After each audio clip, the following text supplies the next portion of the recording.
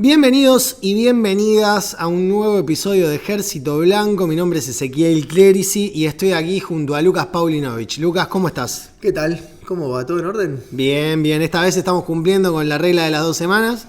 No es Estamos poco.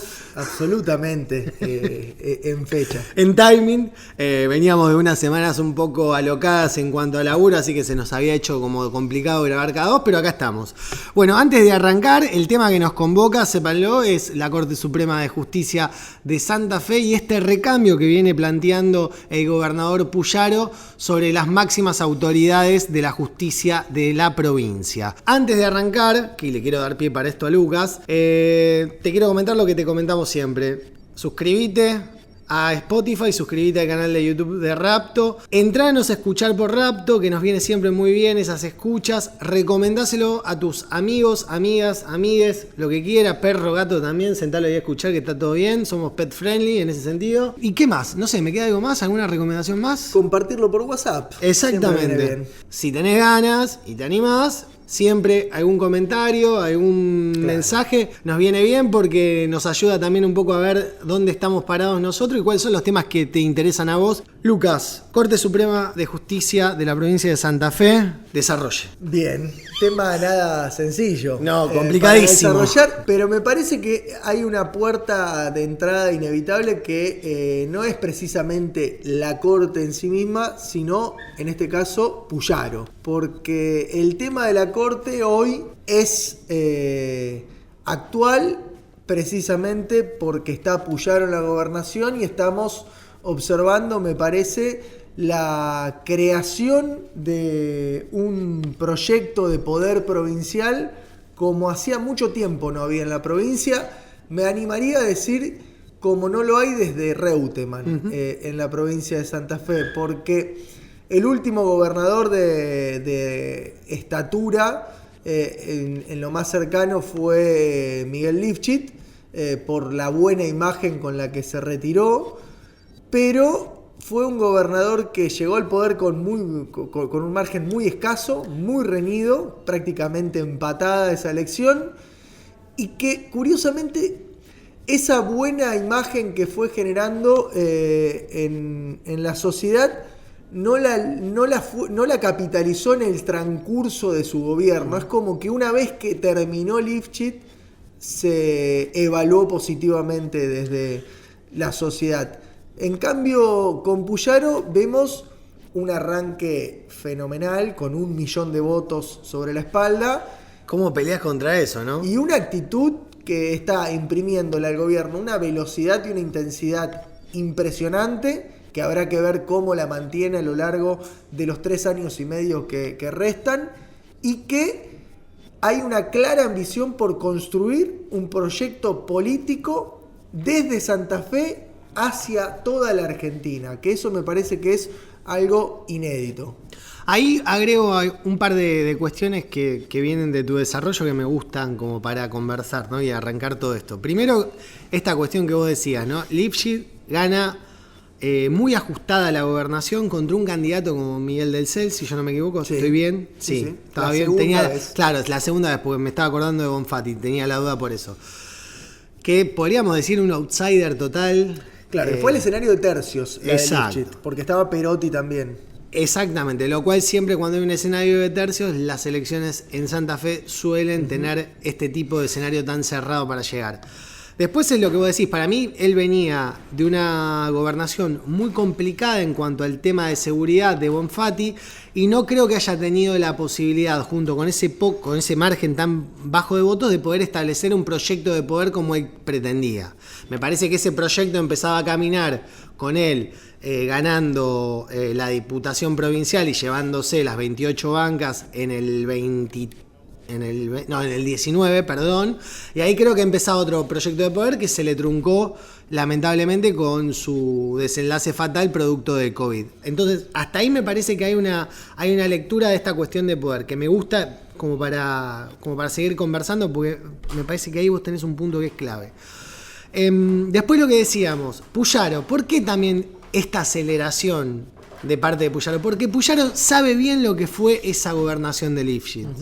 Porque compartía el proyecto de poder de Lifchit Y segundo, porque sabe que si a los 2 años no consiguió la reforma constitucional y no hizo el recambio de la Corte, se lo comen crudo. O sea, ya todo el mundo se empieza a probar los zapatos de gobernador y empieza la carrera para ver quién lo va a suceder. Y me parece que esa claridad es tal en Puyaro que, sumado a este 1.000.000 de votos, que es un número impresionante de voluntades, está llevando adelante ese gran recambio de una corte que es extremadamente política, no es una corte técnicamente de las más probadas, tal vez Cerveta sea el que tenga ese perfil más técnico, más probado, pero el resto es una corte muy política, de los cuales 4 de esos cortesanos entraron con Reutemann, como vos bien lo marcabas, que son Falistoco, Gutiérrez, Gastaldi y Spuller. Sí. Este último, más bien promovido por Sandizaga en el acuerdo político con Reutemann. Pero Spuller era, si yo este dato no lo tengo mal, y por ahí si no me lo podés corregir vos, era abogado personal de Reutemann. No, perdón, Netri, estoy pensando en Netri. En Mario Netri. Que viene de el acuerdo con un Sandizaga, pero también propuesto por Reutemann. Tenés razón. En el marco de lo que fue ese renacer de Usandizaga a fines de la década del 90, principios del 2000, cuando fue la última reforma que tuvo la Corte Suprema, ¿no? Donde cambiaron 4 de 6. Sí, ahí yo me estaba haciendo una confusión y no estoy seguro ahora con esto que te estoy diciendo, que antes me parece que me equivoqué. Falistoco, sino entonces, ¿qué viene? ¿Con Revilio? ¿Entra en el 90? ¿O yo ahí me estoy equivocando, me estoy mezclando algunos nombres? Falistoco es...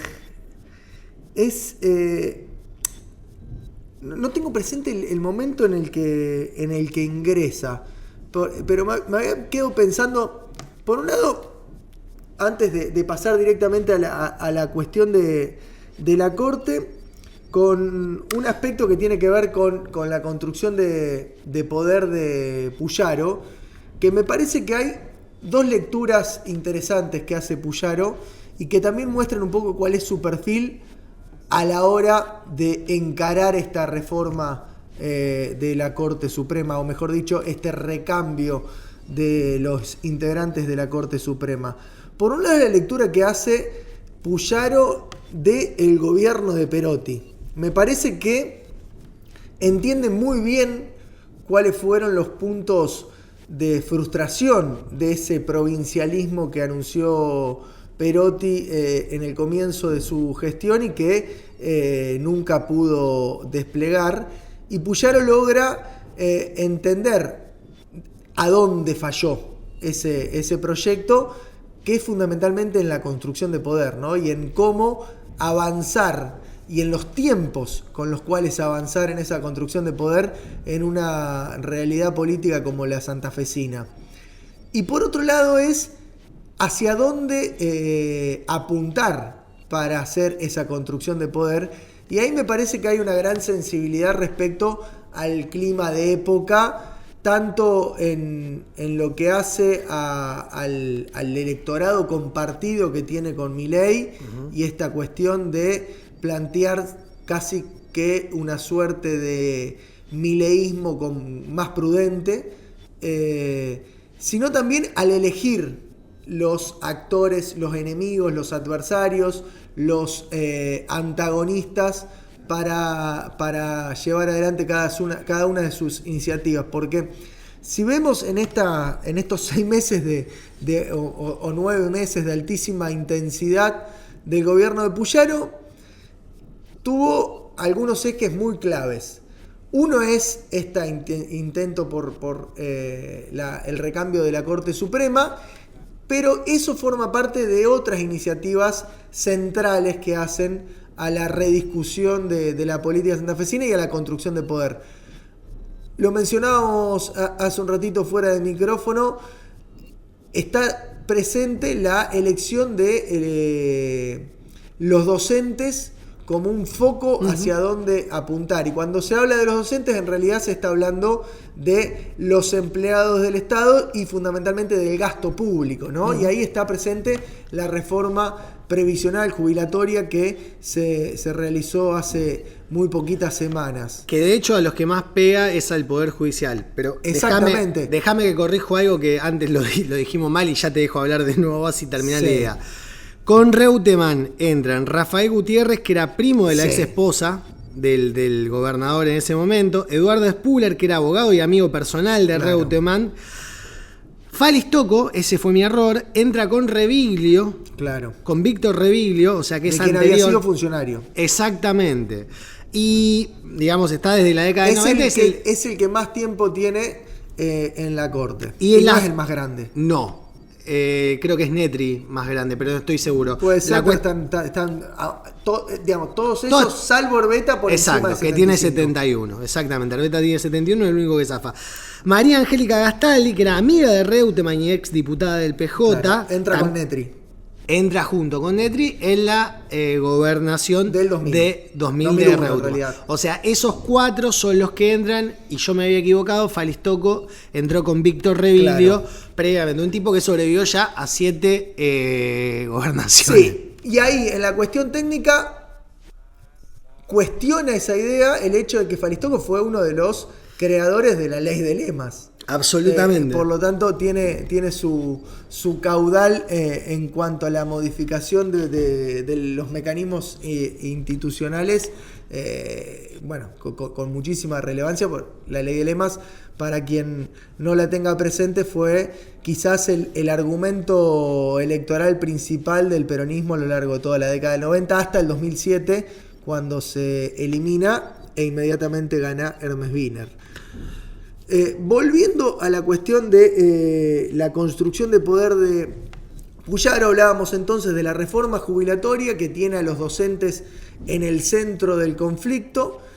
Pero que no son los principales apuntados de esa reforma. Me parece que mediáticamente sí.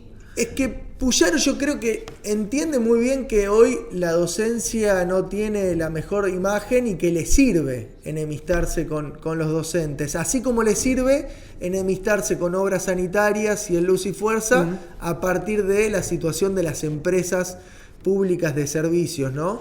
Sí, que es otro de los focos de esta suerte de mileísmo prudente que plantea Puyaro respecto a la cuestión del gasto público. En términos de caja, por eso mismo, me parece que ahí hay un foco muy fuerte de disputa con el Poder Judicial. Vos fijate, desde que se anunció la posibilidad de la reforma hasta que se concretó, muchísimos jueces pidieron que se les adelante la jubilación, que ya o algunos la tenían tramitada porque se van a jubilar con el sistema anterior. Y ahí hay algo que es una cosa muy llamativa.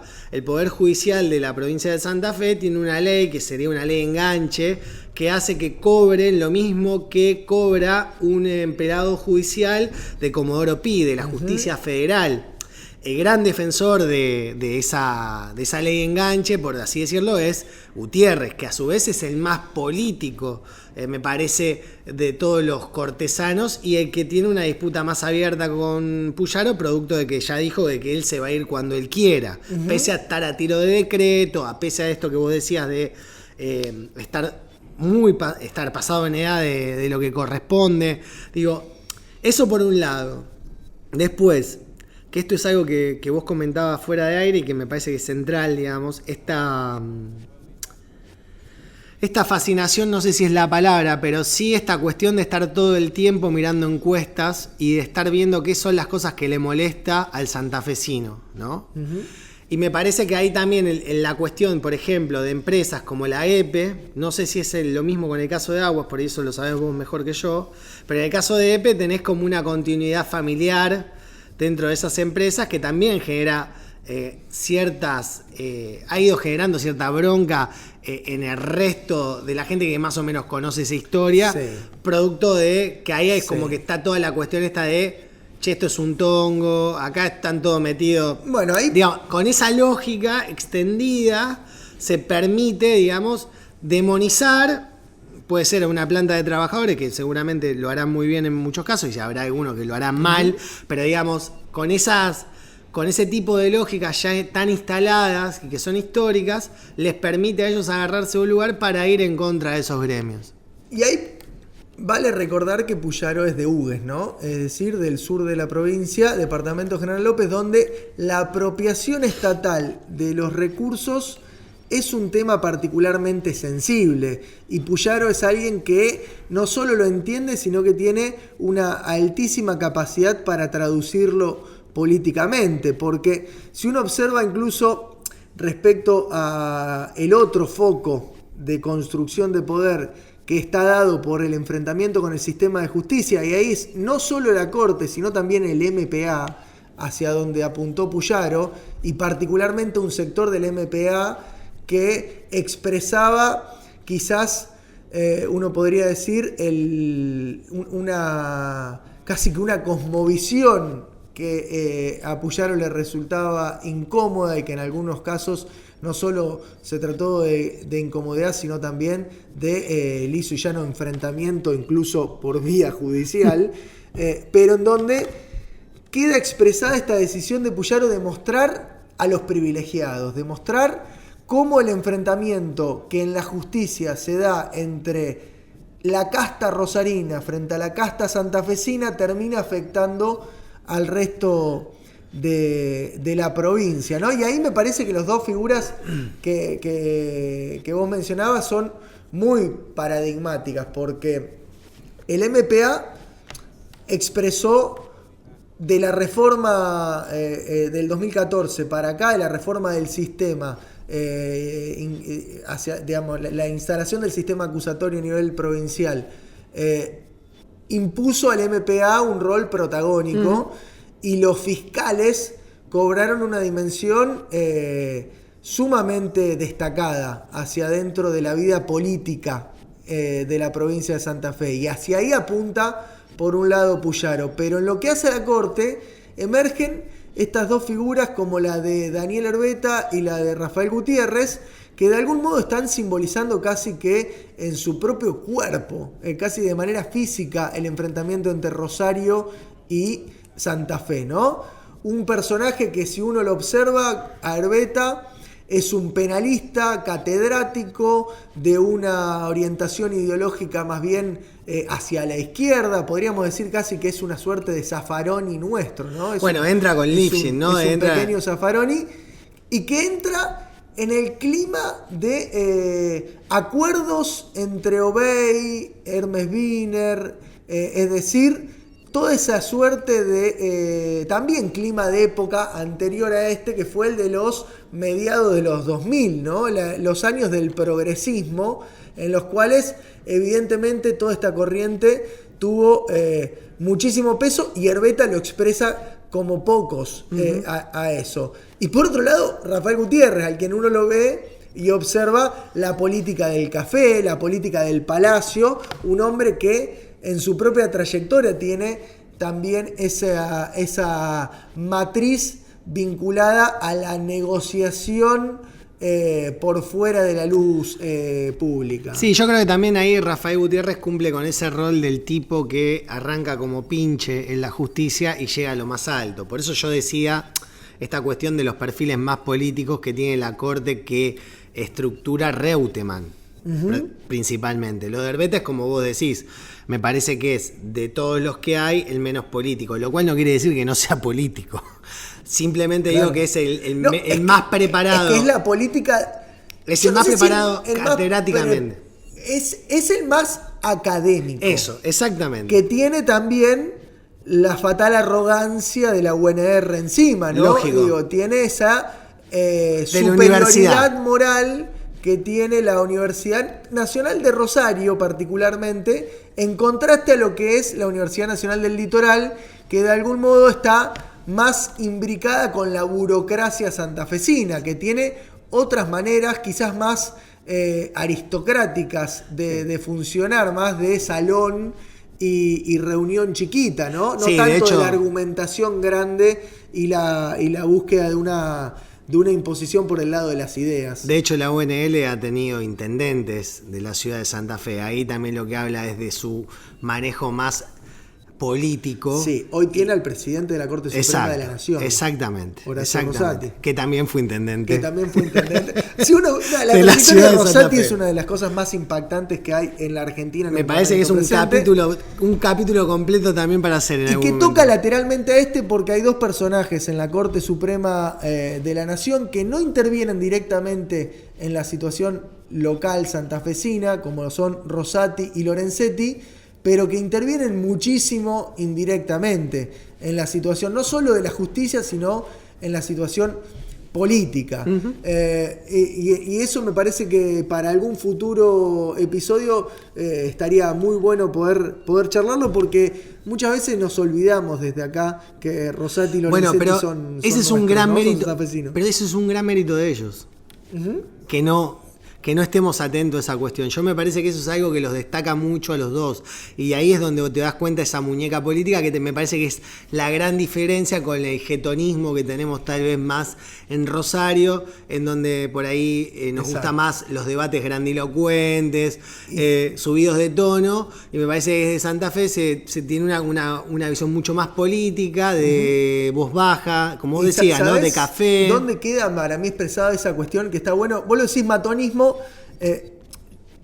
Yo le agregaría, no le quitaría matonismo, sino que agregaría esta suerte de espectacularidad y escándalo que tiene toda esa rama más vinculada a la política rosarina, a la política de la idea, a la política de el exceso de fanatismo por la argumentación. Porque demasiado Foucault. Demasiado Foucault. El de militar es explicar.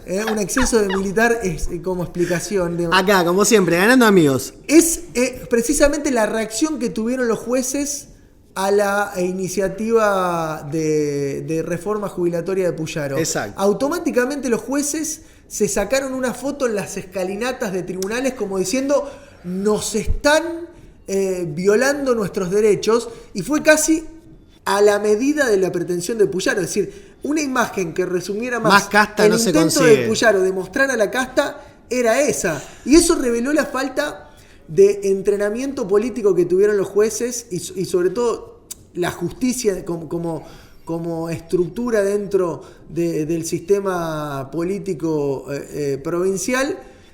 No es como cuando uno deja de jugar al fútbol mucho tiempo, que vuelve y está duro, que no le da el cuerpo, que no le responde. Como si les pasara eso ante esta situación. Están duros, están falto de ritmo. Bueno, también puede ser porque uno se pone grande y no se da cuenta de que para jugar a la pelota a veces muchos años se te complica para moverte. Y me parece que algo ahí del movimiento también de una justicia que es más conservadora en el sentido del seguir estando, más que en los valores, digamos, conservadores. Sí, también los hace también un poquito más lentos y los hace un poco más oxidados a la hora de moverse y de darse cuenta de estas cuestiones. Eso con respecto a los jueces. Ahora, si uno observa en el MPA, estamos hablando de figuras muy jóvenes que vieron cómo Puyaro les anticipaba las jugadas. Ahora, pero puntualmente a María Eugenia Iribarren y al caso Matías Ederi como emblema, ¿no? Pero que tiene que ver más que nada con Yapa Pietra, que es quizás el gran mentor intelectual de esa corriente, de ese sector. Ahora nos metemos con el lugar del MPA, porque me parece que tocaste un punto clave, porque aparte es de donde empieza a dar señales Puyaro de que se viene un recambio grande en todo lo que hace a la justicia, que es el organizador de esa foto en Tribunales de Rosario, que es de apellido Dalamónica. Recomiendo un perfil espectacular que escribió Lucio Di Giuseppe en Letra P, que es un sitio que viene haciendo un seguimiento muy interesante de todo lo que pasa con la Corte. Lucio hizo un gran perfil de este operador, que es un tipo que se mueve en tándem con la Corte Suprema y que fue uno de los grandes armadores de esa foto. Eso por un lado. Ahora bien, lo del MPA. El MPA también, acá hay que hacer también algunas salvedades, ¿no? Es un ministerio que está entre el Ejecutivo y el Judicial, es medio un híbrido, es una cosa extraña, porque se mueve con una lógica política dentro del ámbito judicial. Sí, es decir, diseña política criminal, exacto, pero ejecuta persecución criminal. Lo cual lo hace muy complejo. Ahora, más allá que el caso de Ederi, puntualmente, que hoy está digamos, en la investigación de robo de vehículos, pasó de la unidad de crimen organizado que desapareció, que era la que dirigía con el Chapapietra, a estar resolviendo sobre casos de tránsito. El castigo, ahí está como muy claro de qué fue el castigo borgiano. Sí, y qué se quiso transmitir con eso de cuando vos te metés con determinados actores de poder. Ese actor de poder tiene nombre y apellido, es Armando Traferri, es la causa de juego ilegal, que lo tiene involucrado a Peiti, que la estudiaron y la investigaron al detalle tanto Germán de los Santos como Hernán Lascano,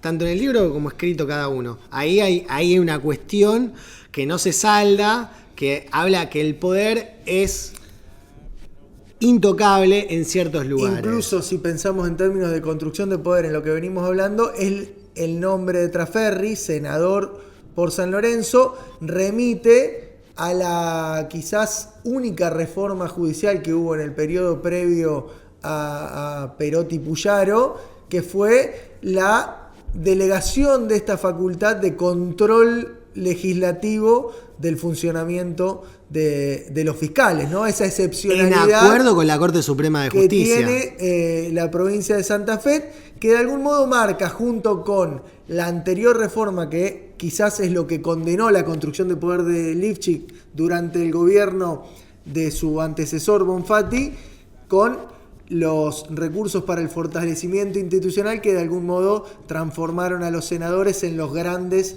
patrones territoriales y reconfiguraron el sistema institucional por completo, ¿no? En donde, insisto, tal vez eso fue lo que condicionó a Lifchik en su construcción de poder y que de algún modo permitió este escenario que hoy lo tiene apoyado en el centro, pero que empieza a removerse, ¿no?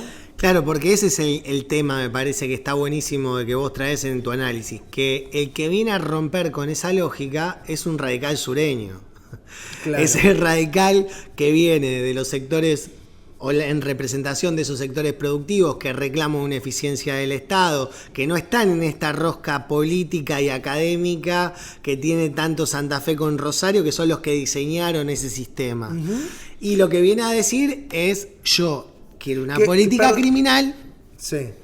Y esa política criminal que yo quiero y que yo necesito para que esta provincia, digamos, baje en los niveles de criminalidad actuales que tiene que ser de una determinada forma. Y me parece que ahí lo que se ve con claridad, que me parece que fue un gran mensaje por la contundencia, no por la valoración que yo haga del mensaje, pero es, digamos, el desarrollo de la Cámara de Ejecución Penal, de supervisión y supervisión carcelaria, en las que el gobierno de Maximiliano Puyaro promovió a Valeria Urigot, fiscal de balaceras del MPA aquí en Rosario. Dicho sutilmente, manoseando un poco el procedimiento. Pero a eso es a lo que iba. Y a Horacio Pueyrredón, que es fiscal de Venado Tuerto, siendo que ambos no estuvieron a la altura en los exámenes, digamos, por mérito para acceder a esos lugares. Algo así como 7 y 8 habían sido. Exactamente, no habían salido primero. Pero ¿por qué Puyaro dice: yo quiero a estas dos personas y no me interesa si les fue bien o les fue mal en el examen? Básicamente lo que está diciendo: yo necesito gente que entienda cómo funciona políticamente este sistema que yo quiero implementar y que esté dispuesta a tomar determinadas acciones y medidas que tal vez otro tipo de profesional de la justicia, producto de que sea tal vez demasiado académico, demasiado formado y que puede salir primero en una terna, no entiende cuál es ese manejo y quiere aplicar la ley a la letra más fina de lo que indica. Y en esa lógica de no interpretación política de la ley, quiero decir, a eso me refiero, se está jugando si personas peligrosas o personas que han tenido participación en actos de conmoción pública pueden o no acceder a determinados privilegios, puedes o no quedar en libertad. Y me parece que ese mensaje que da Puyaro es muy claro de decir, acá lo primero que importa es la política criminal que tenemos. La realidad es superior a la idea para Puyaro, y eso queda claro en cada uno de sus actos. Incluso, fíjate, el dato de color, podríamos decir, en el cual Pueyrredón, Venado Tuerto, Departamento General López, su origen territorial, y Urigot es la fiscal de la unidad de balaceras, esa unidad especial propia de la situación rosarina y tan en contacto con el fenómeno de la violencia, quizás en su expresión más singular, que es la balacera como modalidad, ¿no? Y pensemos lo constante que fue. Nosotros hemos tenido años en donde había balaceras todos los días y esa fiscalía intervenía.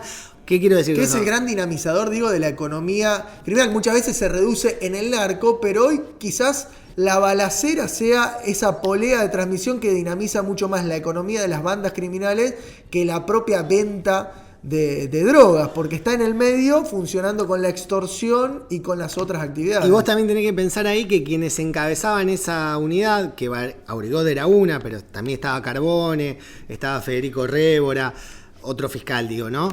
Eran gente que estaba laburando constantemente con este tema y estaba en contacto todo el tiempo con quiénes eran los que llevaban adelante ese tipo de actos constantes, en algunos casos de intimidación pública, en otros casos de extorsión.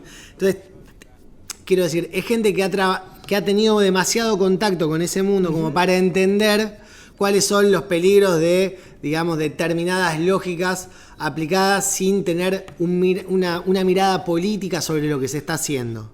Y ahí vuelvo sobre algo que mencionamos al principio, que tiene que ver con esto del contacto con el mundo y esta concepción pragmática de Puyaro, que si uno observa es un tipo que de algún modo mamó de las 4 tetas importantes del poder en la provincia.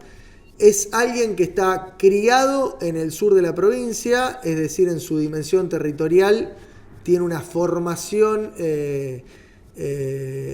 sentimental del sur, tiene una trayectoria académica de la UNR, socialdemócrata, del radicalismo alfonsinista.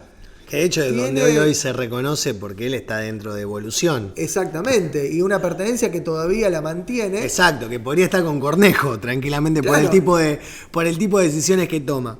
Tiene una experiencia legislativa en la Cámara de la provincial, con una larga trayectoria, y tiene una experiencia ejecutiva en un gobierno como el de Miguel Lifchit, que era un gobierno socialista, pero particular. Y en una cartera central. En una cartera central como lo fue Seguridad. Por lo tanto, es un tipo que tiene un amplio abanico de trayectorias vividas como para poder darle fundamento a ese pragmatismo, ¿no? Dije la palabra que más detesto. Tiene un mapeo de toda la provincia. Pero sí es real que tiene por lo menos una perspectiva, vamos a ponerlo en esos términos, que me cae mucho menos peor, que es que entiende la provincia de sur a norte, o por lo menos de sur a centro. Vamos a ponerlo así. Y entiende las instituciones de la provincia y las dinámicas de cómo se distribuye el poder hacia el interior de esas instituciones. Y a mí eso era un debate que me parecía fascinante dar, un poco ya está saldado, lo hemos hablado, pero sobre todo esta cuestión de entender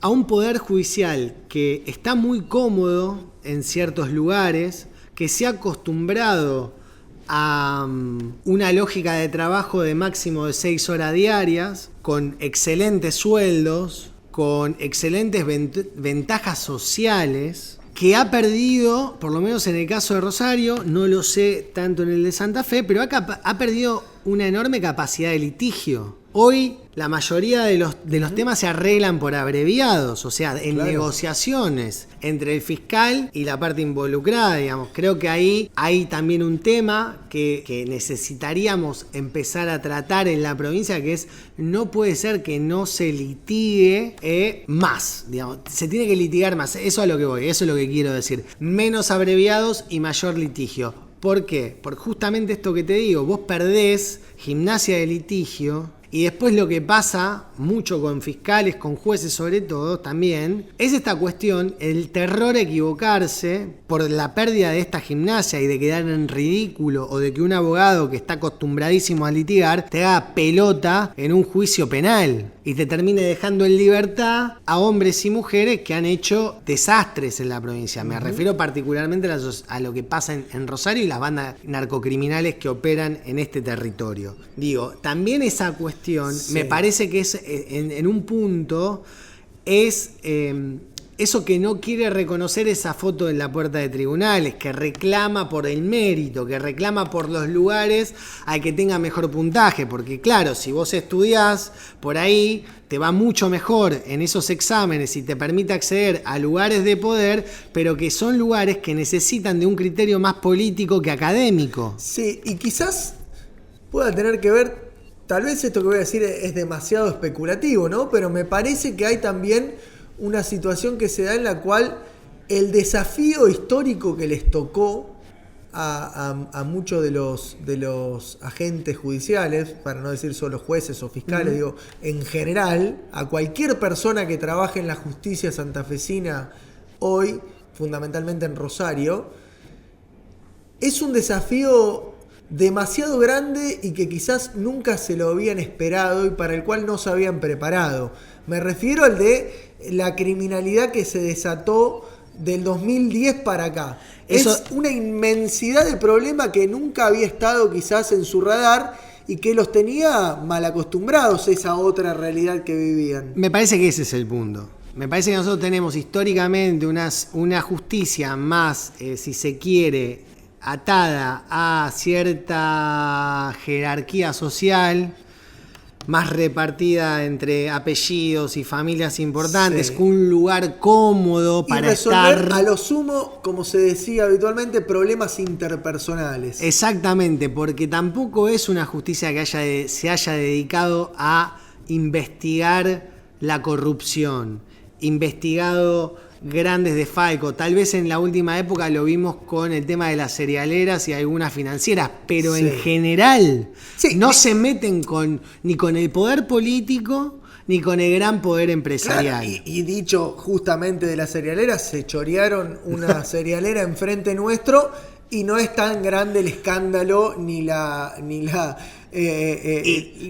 presencia en la opinión pública que tiene el tema. Y capítulo aparte, en ese mismo choreo de esa cerealera, para Rafael Gutiérrez, presidente de la Corte, y cómo jugó, digamos, dilatando ciertas instancias judiciales Sí, que hubieran... o apurando los arreglos. Exacto. Y estamos hablando de Vicentín puntualmente. Puntualmente Para Vicentín, que, claro, para que no le quede ti, claro.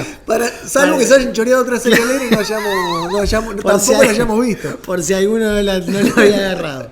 Pero digo, me parece entonces que ese poder judicial más señorial, muy acostumbrado a trajes caros, a viajar constantemente, a tener una función de pocas horas al día. Claro, problemas menores. Exacto. Se encuentra con una realidad a partir del año 2010 complejísima y lejos de entender esa complejidad y de ponerse al frente y poner el pecho, digamos, para llevar adelante esa situación, la política se ha encontrado con un poder judicial que ha seguido con la misma lógica anterior, obviamente un poco más corrida porque lo necesitaba, de hecho por eso meten también la reforma y crean el MPA, pero después vos tenés que ver también que es un gran tema que no lo vamos a tratar en este episodio, pero es los padrinazgos de cada uno de esos fiscales que llegaron al MPA. Claro. Porque también ahí se juega toda esta cuestión, no solamente política de familia judicial. A lo que voy. Claramente Puyaro identifica en determinados fiscales aquellos que pueden llevar adelante su política criminal con el rigor que él considera deben tener. Y no estoy hablando solamente de una cuestión técnica y de conocimiento de leyes.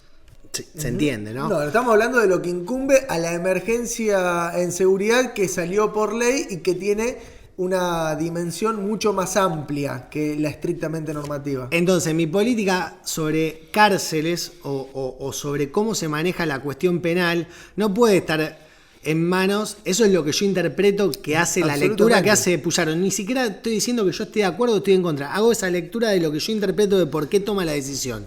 Que es, yo necesito a alguien que responda a mi lógica. Sí, que es una lectura que se compadece con otra serie de acciones. Exacto. Que no solo la emergencia, Exacto. sino también esta suerte de mini servicio de información criminal que se promovió a nivel provincial y la propia intervención en las cárceles. Digo, hay claramente una interpretación de Puyaro sobre la situación, no solo digo de la situación de seguridad, sino también de lo que hicieron los gobiernos anteriores. Y acá, un poco en línea con lo anterior que mencionaba de Perotti en lo político, también me parece que Puyaro tiene una visión muy clara de qué le pasó a Lifchit, gobierno que él integraba, y cómo eso que le pasó a Lifchit estuvo condicionado por lo que previamente hizo Bonfatti, digamos.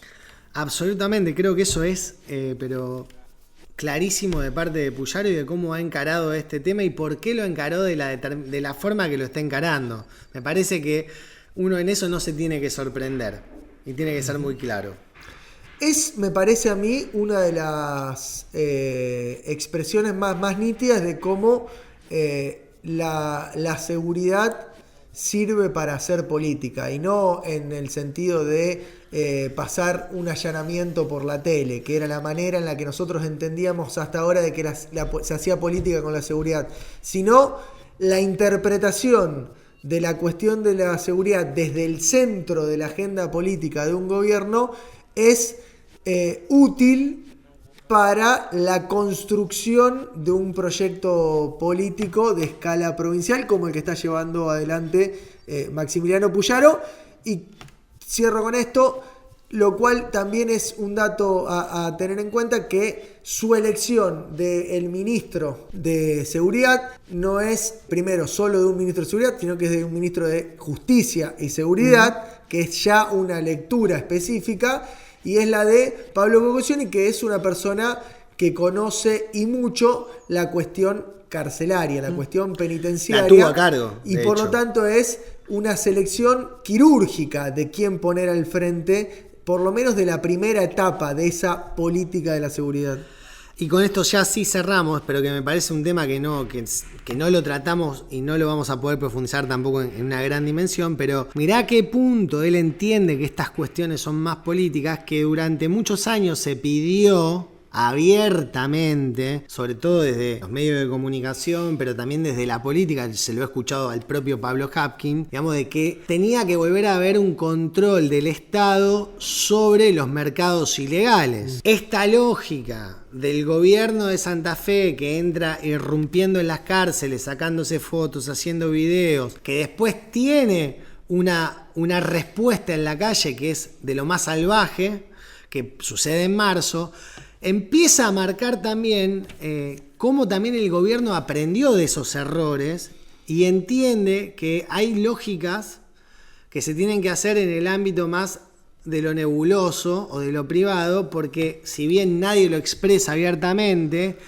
todos tenemos la sensación de que acá lo que hay también es un pacto con determinados sectores criminales y sectores de la policía para pacificar la ciudad de Rosario, que es algo que estamos viendo hoy en las estadísticas con los descensos de los homicidios dolosos. Es la búsqueda de un nuevo orden para Santa Fe, que en la punta tiene el armado de una nueva corte, lo cual Puyaro intenta, como lo hizo por última vez el último líder electoral que tuvo la provincia, que fue Carlos Reutemann.